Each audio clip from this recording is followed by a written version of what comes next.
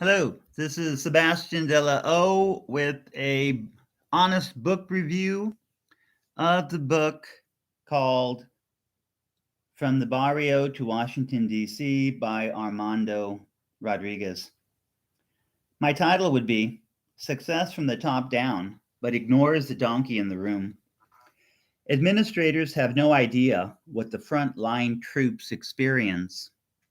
People have short memories.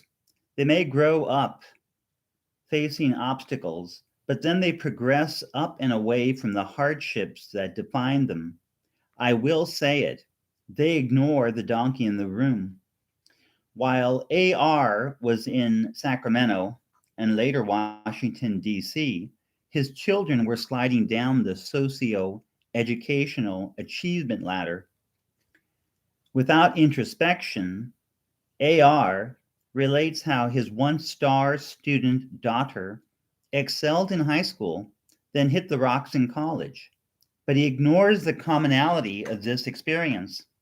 She was swamped by the rebel at everything attitude of her peers. She became a single mother, then married, only to divorce. An all too familiar career path for Chicanas. His lukewarm condemnation of her out of wedlock pregnancy is guised in a positive spin. Quote, at least we are grandparents, trope. No thanks. Give your daughter hell for nixing the white dress at her wedding. His son simply refused to excel in school. School was not a priority for him, and he thought he could slip by based on his good looks. His son survived, but survival is not enough.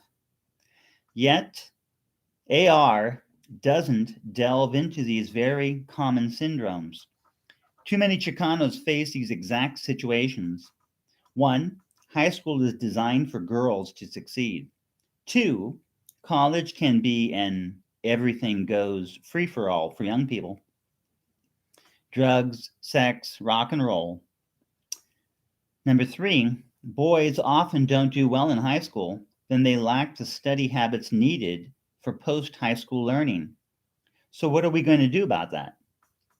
This book details Armando Rodriguez's life, ostensibly working to improve the schooling of bilingual students, but he does not offer any examples. I wanted a list of the problems students faced and his successful steps to meet those problems. That should have been a no brainer. He could have included a few chapters addressing these problems with sample grant proposals and teacher training guides. Maybe a wish list of changes he wanted made in teacher training.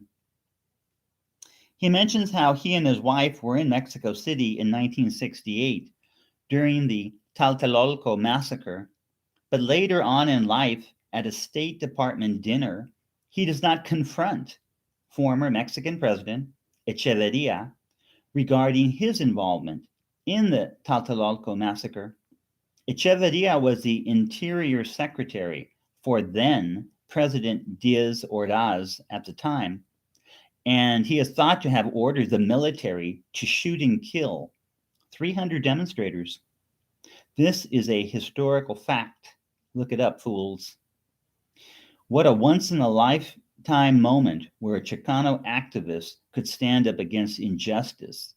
Yes, it would have been confrontational, but compared to the storming of the Normandy beach, I think he could have handled it.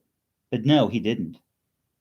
The book is filled with joining committees, giving speeches, writing reports, and fundraising for schools. How is this money spent? What are the effects of an endless stream of illiterate immigrants from Latin America? Has the USA ever spoken to Mexico regarding this issue? Reading this book in December of the year 2021, we have the luxury of hindsight, looking back over the endless wave of refugees and the child crusades of the Obama years. It's obvious Mexico has done nothing effective to halt this flood. So, Mr. Rodriguez, what have been the lasting effects of your life's work? Is that a cheap shot? No. It's just holding him accountable. The end.